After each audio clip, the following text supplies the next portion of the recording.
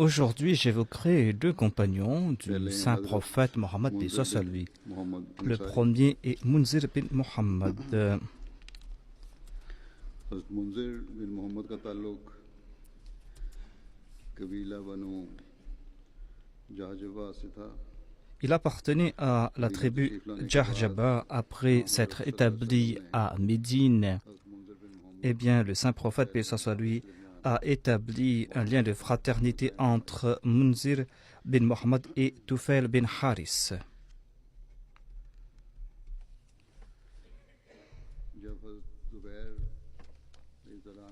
Lorsque Hadrat Zubair bin Awam, Hatib bin Abi Balta et Abu Sera bin Ruhumma ont quitté la Mecque pour s'établir à Médine, eh bien, ils ont logé dans la maison de Munzir bin Muhammad.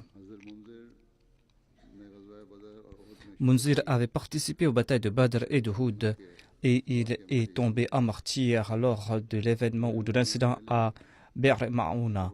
J'ai déjà évoqué cet incident dans certains de ces récits des compagnons, j'en fais mention ici encore une fois.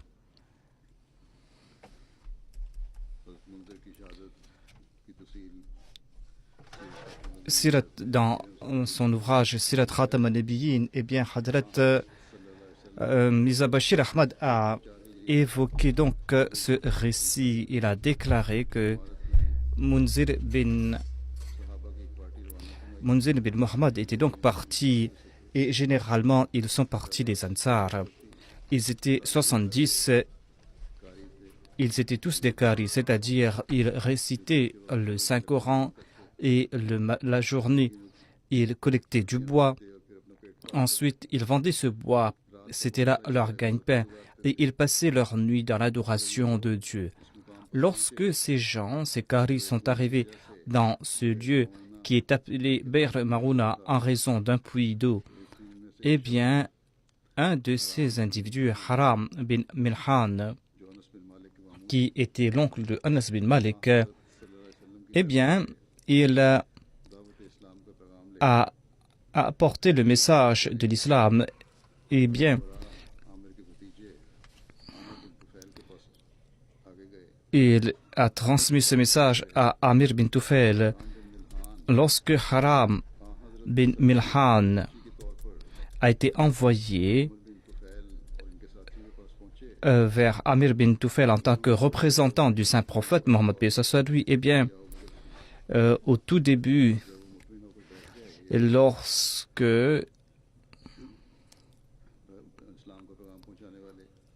ceux qui ont transmis le message de l'islam aux autres, eh bien, certains des malfaiteurs ont donné un signe ou ont fait un signe, et c'est là qu'ils ont donné un coup de lance à ce représentant du saint prophète Mohammed paix soit lui.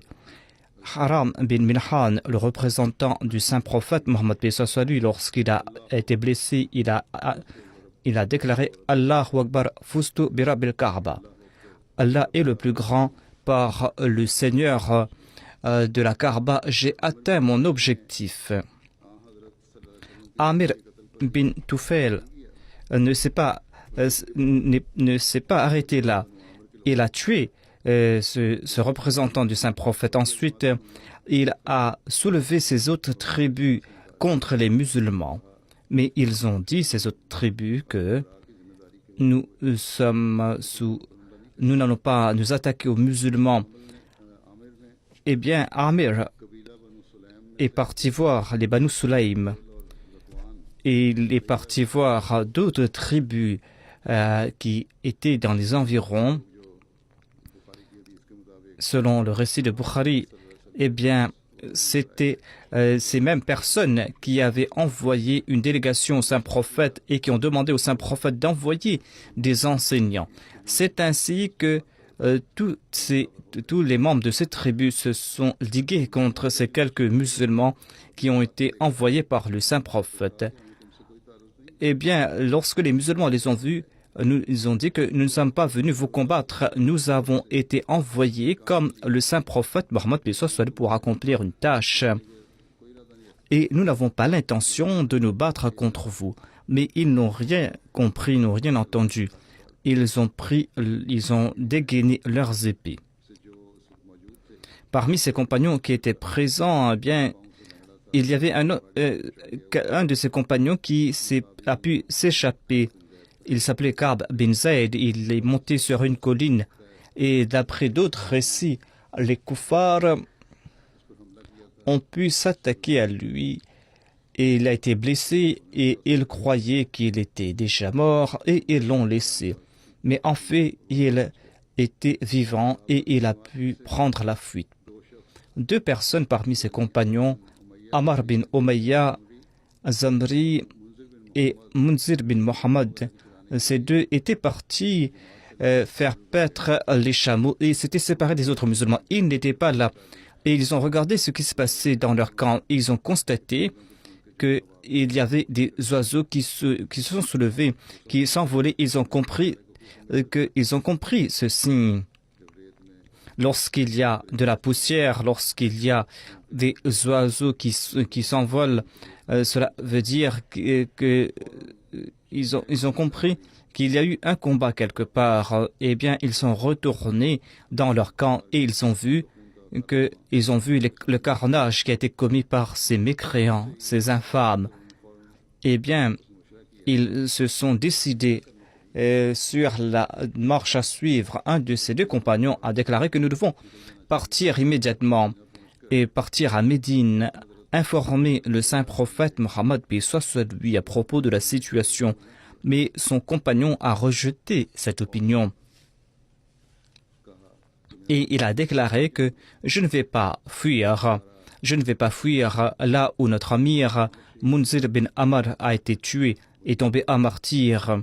Nous allons nous battre ici. Et ils ont avancé, ils se sont battus et ils sont tombés à martyr. Munzir bin Muhammad, qui était parti donc faire paître les chameaux, lorsqu'il est retourné, il a combattu l'ennemi et il est tombé à martyr là-bas. C'est ainsi que Munzir bin Muhammad est tombé à martyr en l'an 4 de l'Hégire. Hatib bin Abi Balta est le 2e compagnon que je veux mentionner ici. Il appartenait à la tribu Lakham. Il était l'allié des Banu Asad. Il avait le nom de Abu Abdullah ou Abu Muhammad. C'était ses noms d'emprunt. Hatib bin Abi Balta était un yéménite. Ahsan bin Omar relate que lorsque Hatib bin Abi Balta et lorsque son serviteur Saad ont quitté la Mecque pour s'établir à Médine, eh bien tous 2 sont partis voir Munzir bin Muhammad et ils ont logé chez lui.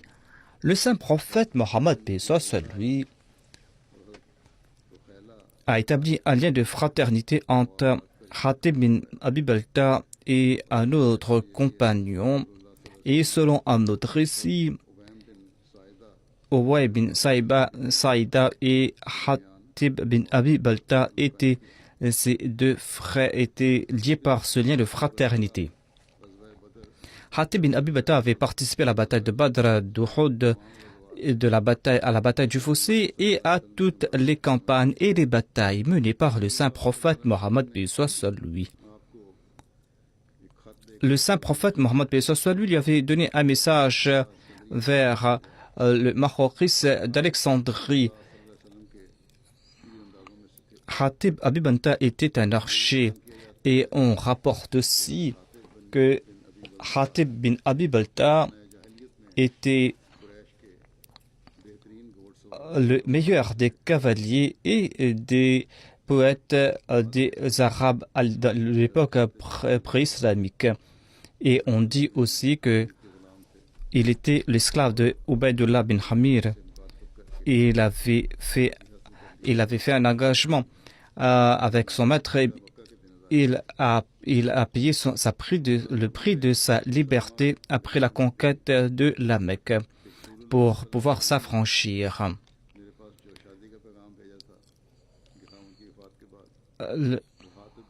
Hatib bin Abi Balta avait envoyé le message à l'une des futures épouses du saint prophète Mohammed paix soit lui, lorsque le saint prophète paix soit lui a demandé sa main en mariage. Hatib bin Abi Balta a rapporté que le saint prophète Mohammed paix soit lui, le jour de la bataille d'Uhud, s'est tourné vers moi. Il était souffrant. Lorsque je me suis rapproché de lui, lorsque la situation s'est rétablie, eh bien, Ali rapporte, Ali a porté de l'eau au saint prophète Mohammed paix soit lui. Et le saint prophète paix soit lui lavait son visage de cette eau. Hatib a demandé au saint prophète: qui a commis cet acte contre vous? Le saint prophète paix soit lui a déclaré: c'est Utba bin Abi Waqas, c'est lui qui a envoyé celui qui m'a envoyé une pierre. Hatib a déclaré que j'ai entendu cette voix que Mohammed sallallahu alayhi wa sallam est tombé en martyr ou a été tué. En entendant cela, je suis venu ici, et bien c'était comme si j'étais déjà mort. Mon âme avait quitté mon corps. Hatib a demandé au saint prophète Mohammed paix soit lui. Il a demandé où se trouve Utba. Le saint prophète paix soit lui a montré dans une direction. Eh bien, le saint prophète est parti dans sa direction. Il était caché quelque part et il a pu le maîtriser. Et Hatib lui a donné un coup d'épée, il l'a décapité. Et ensuite, il a pris sa tête et ses biens et son cheval. Et elle l'a apporté au saint prophète Mohammed paix soit lui. Le saint prophète paix soit lui a donné tout cela, tous ses butins à Hatib. Il a prié pour lui. Il a déclaré: qu'Allah soit content de toi. Hatib bin Abi Balta est décédé en l'an 30 de l'Hégire à Médine. Osman radhiyallahu anhu a dirigé sa prière funéraire.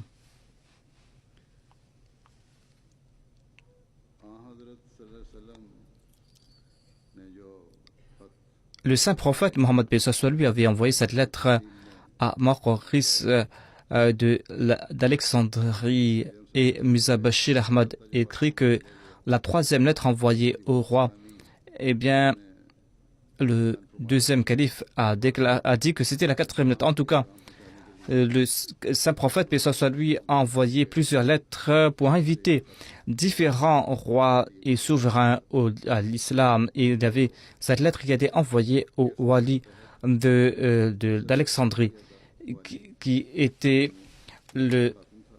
était un chrétien et qui était un vassal il était un vassal de l'empereur chrétien. Et ses suivants étaient des coptes, des chrétiens coptes. Eh bien, le saint prophète Mohammed paix soit lui a envoyé cette lettre à ce vassal chrétien par la main de Hatib bin Abi Balta.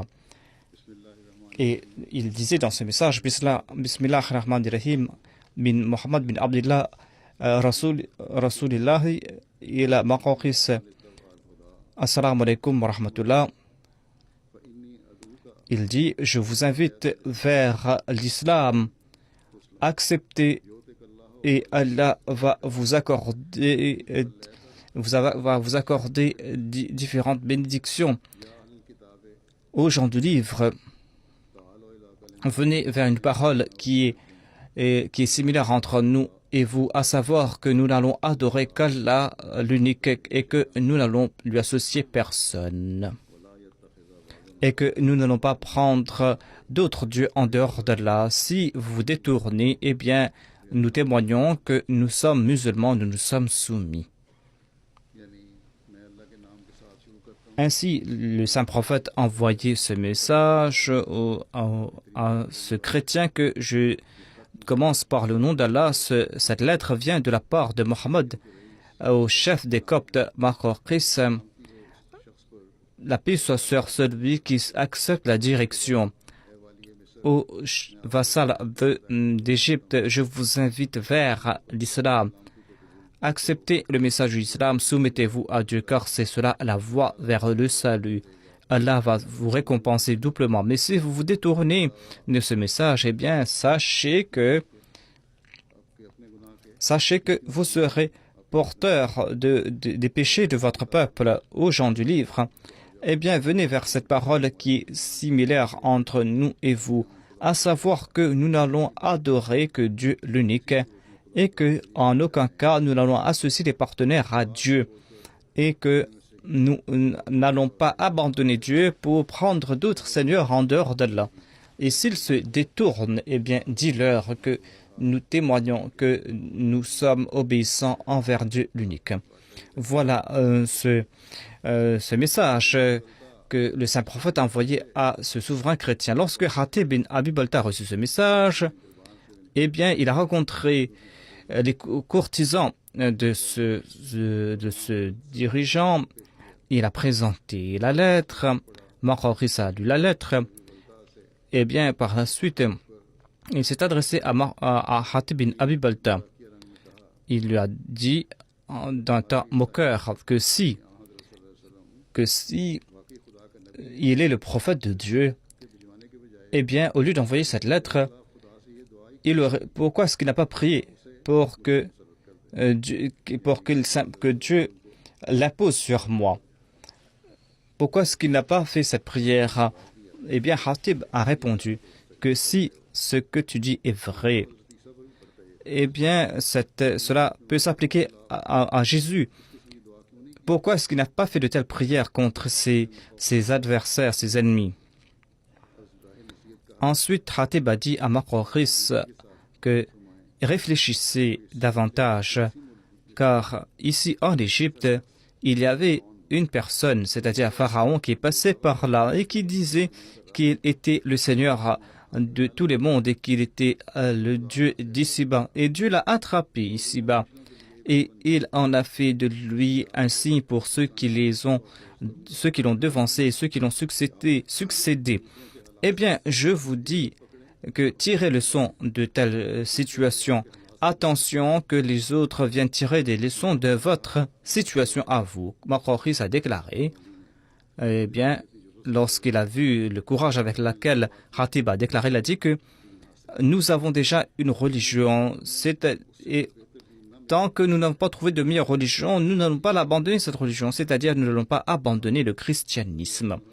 Hatib lui a répondu que l'islam est cette religion qui nous rend indépendants de toutes les autres religions. L'islam est la dernière religion.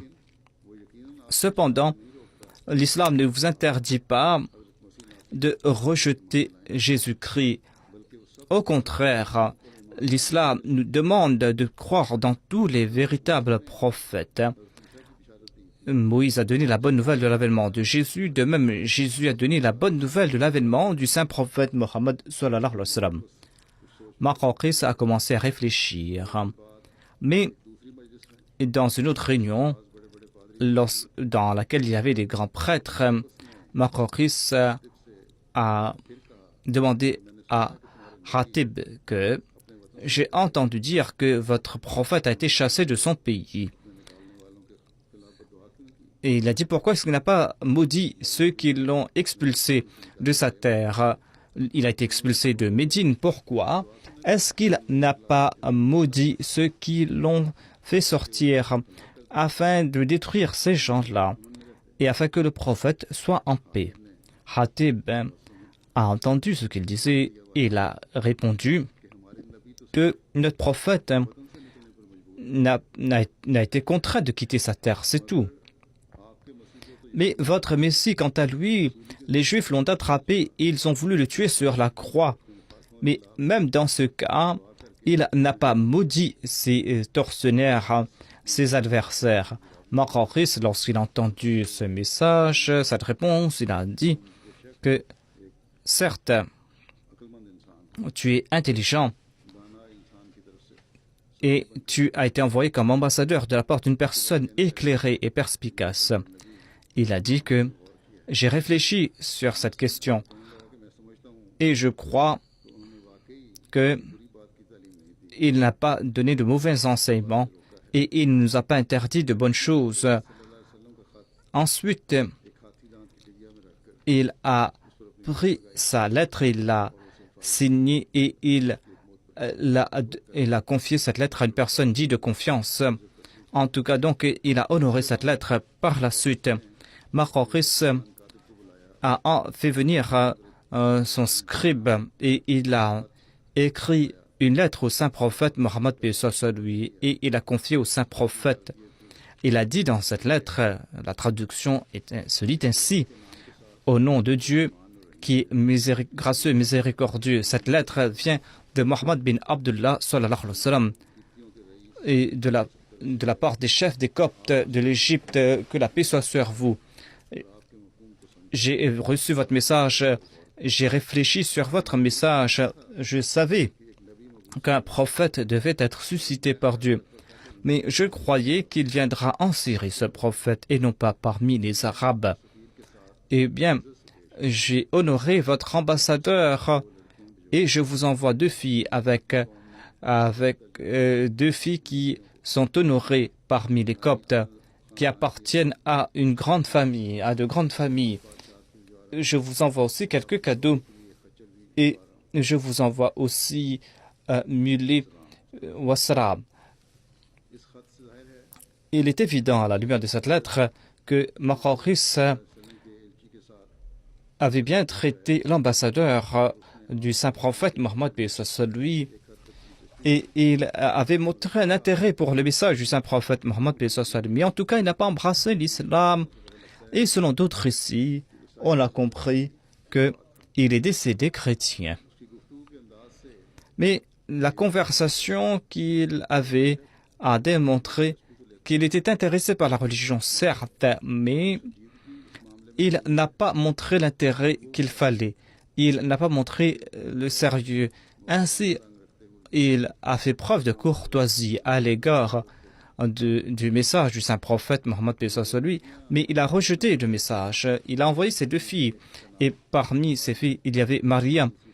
La deuxième s'appelait Shijin, et elles étaient des sœurs. Et comme l'a écrit Makhawqis dans sa lettre, elles étaient des Coptes.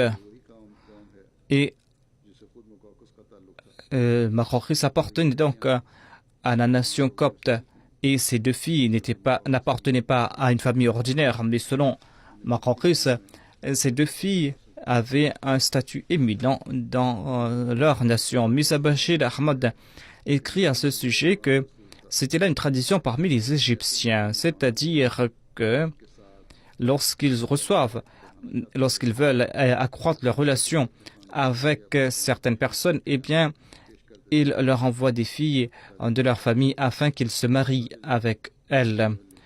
Ainsi donc, lorsque Ibrahim alayhi salam est parti en Égypte, eh bien, le chef de l'Égypte lui a offert Hajra comme épouse. Par la suite, est né de cette union Ismaïl et d'autres Arabes. En tout cas, ces 2 filles sont arrivées à Médine. Et bien, le saint prophète, paix soit sur lui, s'est marié à Marie la Copte, et sa sœur s'est mariée à Hassan bin Thabit. Maria, de cette union avec Maria, eh bien, est né Ibrahim, le fils du saint prophète Mohammed paix soit lui. Il était son seul enfant qui soit né lorsqu'il était prophète.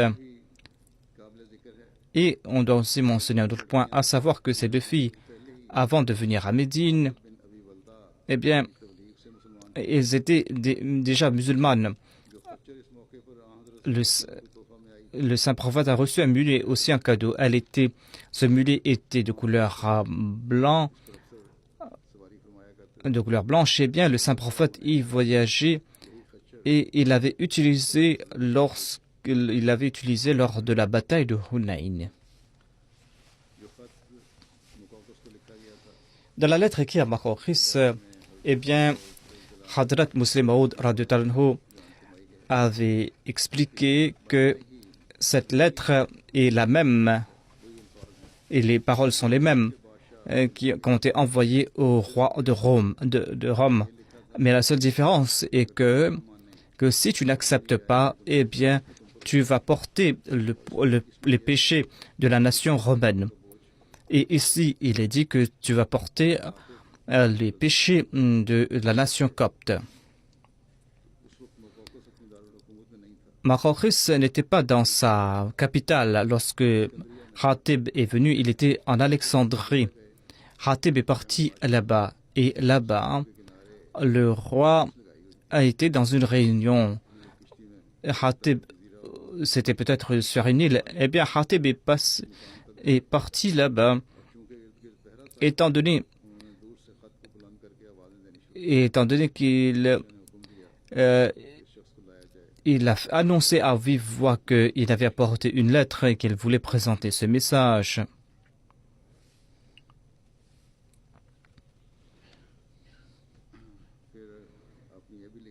Et il a aussi écrit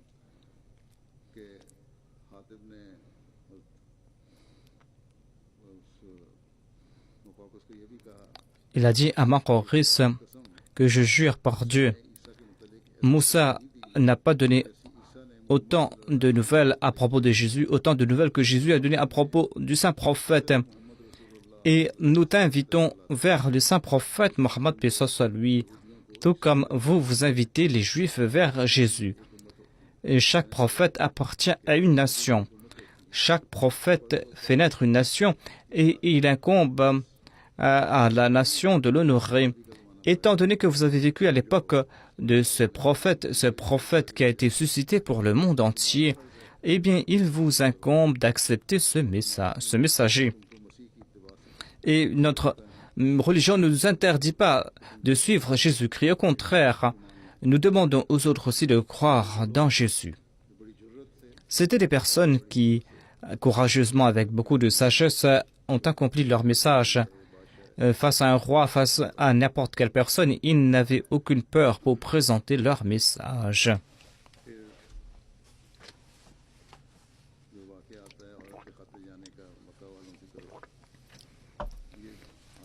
Khatib bin Abi Balta était celui qui avait arrêté cette femme qui portait une lettre aux polythéistes.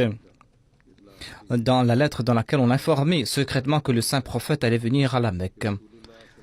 Selon le récit, lorsque le saint prophète, paix soit lui, préparait ses soldats pour la conquête de la Mecque, eh bien, il y avait un compagnon qui s'appelait Khatib bin Abi Balta. Khatib bin Abi Balta avait envoyé cette lettre aux Qurayshites par l'entremise d'une femme.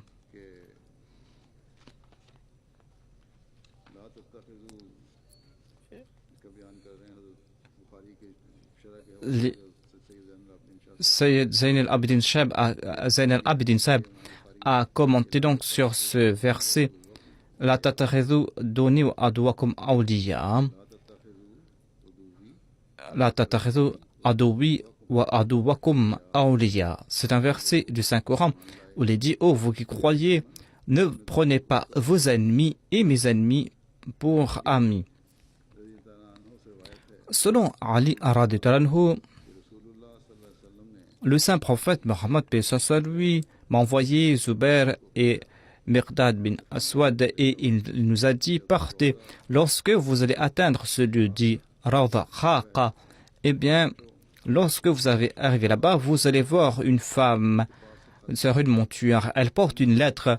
Vous devez prendre cette lettre de cette femme. Nous sommes partis, a déclaré Ali. Nous avons couru, nos chevaux ont couru dans la direction. Lorsque nous sommes arrivés dans ce lieu indiqué par le saint prophète, nous avons vu là-bas une femme sur une monture. Nous lui avons dit que donne la lettre. Elle a dit je n'ai pas en ma possession de lettre. Nous avons dit que nous allons devoir prendre la lettre de toi. sinon nous allons te fouiller.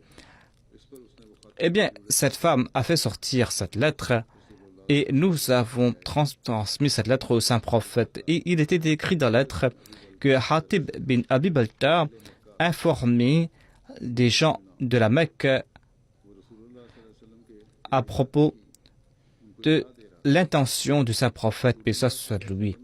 Le saint prophète Mohammed, paix soit lui, a fait venir Hatib bin Abi Balta et il lui a demandé c'est quoi cette lettre. Il a dit au prophète d'Allah, ne tirez pas des conclusions hâtives. J'étais un des Quraysh, je n'étais pas un des membres des Qurayshites, j'ai vécu parmi eux. Eh bien, vous avez des proches à la Mecque et c'est ainsi que vous avez pu protéger vos biens à la Mecque. Moi, je veux accorder quelques faveurs aux Qurayshites parce qu'ils n'ont pas de proches parmi nous les musulmans. Peut-être qu'en raison de cette faveur, ils vont peut-être me respecter. Et je n'ai pas fait cela parce que je suis devenu un apostat. Je ne suis pas devenu un apostat, je n'ai pas abandonné l'islam, je ne suis pas non plus un hypocrite. Ce n'est pas pour ces raisons que j'ai fait cela. Après avoir embrassé l'islam, je ne peux pas me tourner vers la mécréance. En entendant cela, le saint prophète Mohammed lui a déclaré que tu as dit la vérité. Omar était présent là-bas. Il a dit au prophète d'Allah, donnez-moi la permission de décapiter cet hypocrite. Le saint prophète, paix soit lui a dit qu'il était présent à la bataille de Badr. Et que sais-tu que Dieu a dit que vous pouvez faire ce que vous voulez. Je vous ai pardonné vos péchés, vos manquements.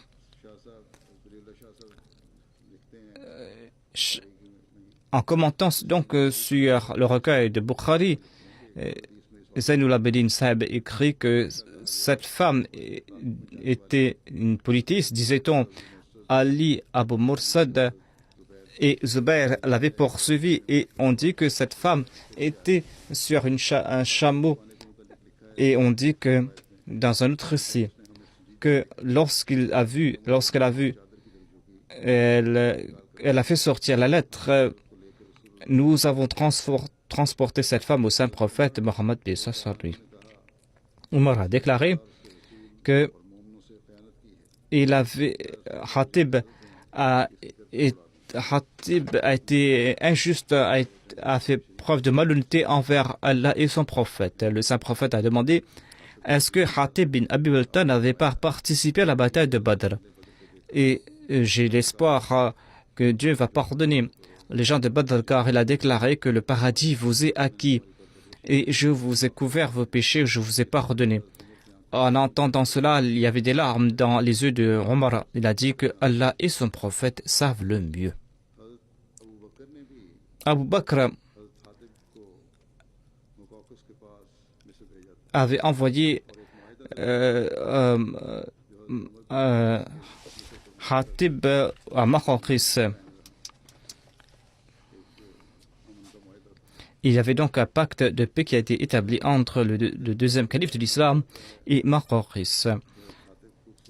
On disait que Hatib était bien bâti, qu'il y avait une barbe légère et on dit que ses doigts étaient épais. Selon Yaqub bin Utba, Hatib bin Abi Balta, le jour de son décès, avait laissé 4000 dirhams. Il était un commerçant et il avait laissé ses biens à Médine. Selon Jabir, une fois, l'esclave de Hatib et apporté une doléance au saint prophète Mohammed concernant son maître. L'esclave a dit au prophète d'Allah, Hatib entrera certainement en enfer. Le saint prophète Mohammed lui a dit, tu as menti. Certainement il n'ira pas en enfer parce qu'il avait participé à la bataille de Badr et au traité de Hudaybiyah.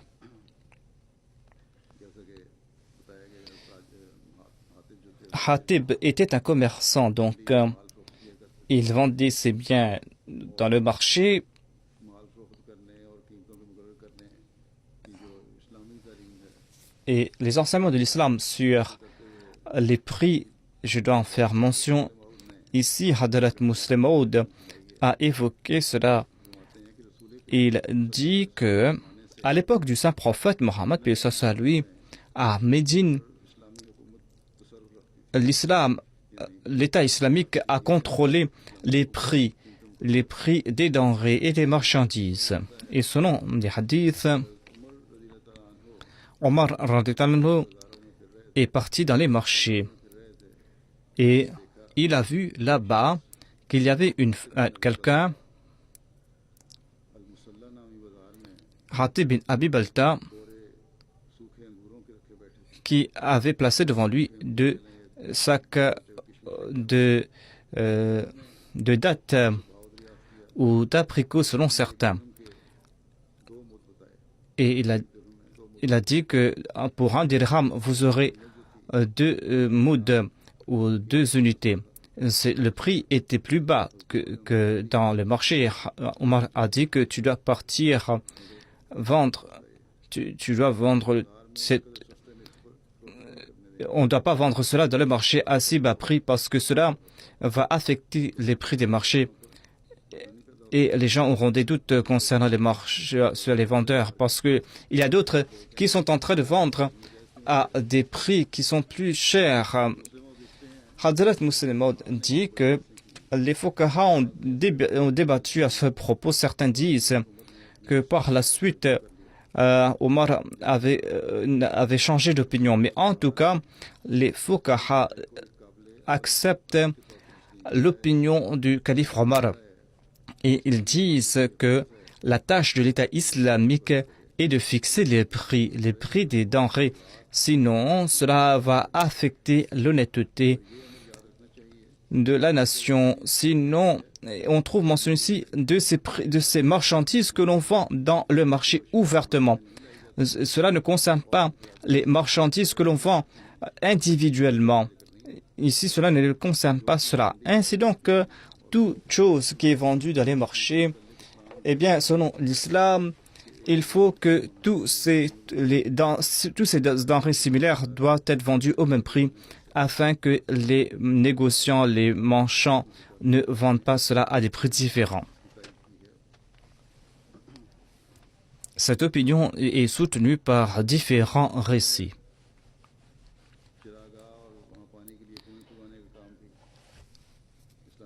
L'État islamique aussi a pour tâche de fournir de l'eau et de faire creuser des puits.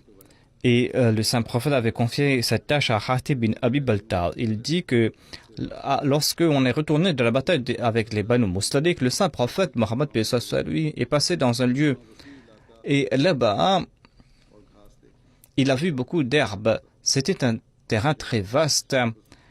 C'était un endroit verdoyant. Il y avait des puits là-bas. Il y avait la terre était disponible facilement. Et le saint prophète a dit au prophète d'Allah, l'eau est abondante ici. Mais lorsque nous creusons ces puits, nous utilisons, eh bien, l'eau commence à diminuer. Et les puits s'assèchent après très peu de temps. Eh bien, le saint prophète a dit à Hatib bin Abi Balta qu'il devait creuser un puits. Le saint prophète, paix soit lui, a dit que Naqi, ce lieu sera un lieu contrôlé par l'État islamique. Bilal bin Haris sera le responsable de cette région. Bilal a dit au prophète d'Allah, sallallahu alayhi wa sallam, c'est un terrain très vaste. Quelle est la partie qui doit être contrôlée par l'État? Quelle est l'étendue? Il a dit que lorsque le soleil va se lever, eh bien, on voit quelqu'un qui a une voix très haute. On voit il lui a dit de le placer sur une petite colline. Là, jusqu'où l'on pourra entendre jusque là où l'on pourra entendre la voix de cette personne, ce terrain, cette partie du terrain sera utilisée pour nourrir les animaux des soldats musulmans. Ainsi, c'était un moyen pour mesurer une distance et pour fixer ce terrain qui sera utilisé pour faire paître les chevaux et les chameaux des soldats musulmans afin qu'ils puissent mener le djihad. C'était donc un terrain qui sera contrôlé par l'État afin que les Moudjahidines puissent y faire paître leurs chameaux et leurs chevaux. Bilal radhiyallahu anhu a déclaré que que doit-on faire pour les autres musulmans? Il y a des autres musulmans qui font paître leurs animaux. Eh bien, quelle est votre directive à leur propos? Il a dit que eux, ils ne vont pas faire paître leurs animaux. Ce terrain sera utilisé uniquement pour ceux qui préparent leurs animaux pour le djihad. Bilal a dit au prophète d'Allah, quelle est votre directive concernant ce musulman faible, celui qui a quelques animaux, quelques chèvres, et qui n'a que quelques chèvres, quelques brebis, et qui ne peut pas partir loin pour les faire paître, qui ne peut pas partir loin parce qu'il n'a pas les moyens, parce qu'il est faible, parce que c'est une femme.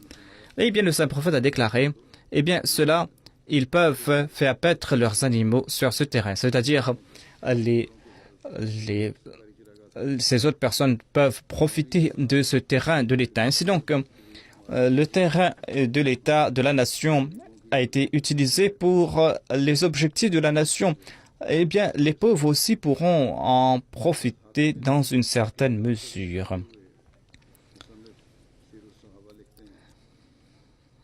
On dit que Hatib bin Abi Balta était quelqu'un d'honnête, telles étaient ses qualités. C'était quelqu'un de fidèle. C'était quelqu'un qui accordait des faveurs. C'était quelqu'un qui disait toujours la vérité. Il était proche des membres de sa famille. La lettre qu'il avait envoyée aux mouchriquines avant la conquête de la Mecque, eh bien, cette lettre était en raison de sa sympathie à l'égard de ses proches qui étaient à la Mecque. Le saint prophète Mohammed, lui, en raison de cette intention, eh bien, lui a accordé son pardon parce que c'était quelqu'un d'honnête.